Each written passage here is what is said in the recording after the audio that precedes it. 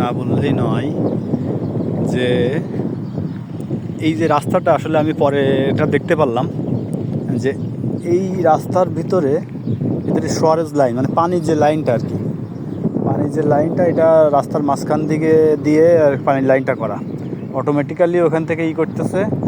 তারপরে দেখেন মাঝে মাঝে আপনাদের দেখায় একটু, এই দেখেন এই যে সাদা সাদা করা একটা ওই একটা ওই একটা এইভাবে প্রত্যেকটা আমি পরে দেখলাম যে পানির ওর ভিতর দিয়েই পানির লাইন করা এবং ট্যাঙ্কি করার মতো আর কি, মানে ড্রেন করা এবং ড্রেনের উপরে ঢাকনা দেওয়া আছে। তো এইটা আর কি এইভাবে আসলে এখানে এলো করা হয়, মানে পানি সব প্রযুক্তিগতভাবে উন্নত আর কি। এদের কৃষিখাতটা এত উন্নত যা মানে আসলে আমাদের থেকে আমরা মানে 100 বছর এরা আগায় আছে আমাদের। এই আর কি আপনাদের একটু দেখাই, না দেখলে বুঝতে পারবেন না। যেমন কাছে যেয়ে দেখা পানি এখানে আসতেছে। আমাদের দেশে আসলে দেখেন আসলে এত ভালো লাগতেছে সে বলার মতো না, আপনি না আসলে মানে আপনারা না অবলোকন করলে বুঝতে পারবেন না। এইখানে মানে এত সুন্দর মানে নির্মল বাতাস সে আসলে ভাষায় প্রকাশ করা যাবে না।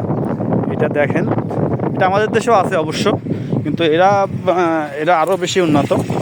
এই দেখেন পানি, এটা হলো পানি, এখান থেকে পানি এইভাবে ড্রেন করা আছে প্রত্যেকটা জায়গায় এবং এখান থেকে পানির লেভেলটা করা, যার যেখানে যে একটা লেভেলে আসলে পানিটা অটোমেটিক্যালি বন্ধ হয়ে যাবে। এটা সুইচিং করা অটোমেটিক সুইচ আর কি।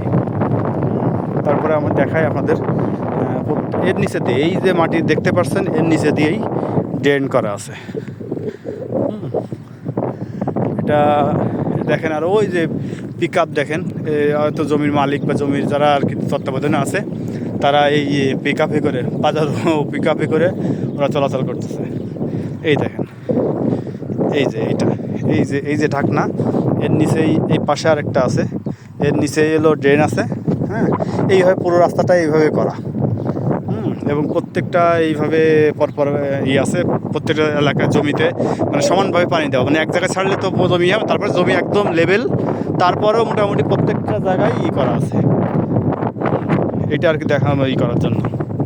ভালো থাকবেন সবাই।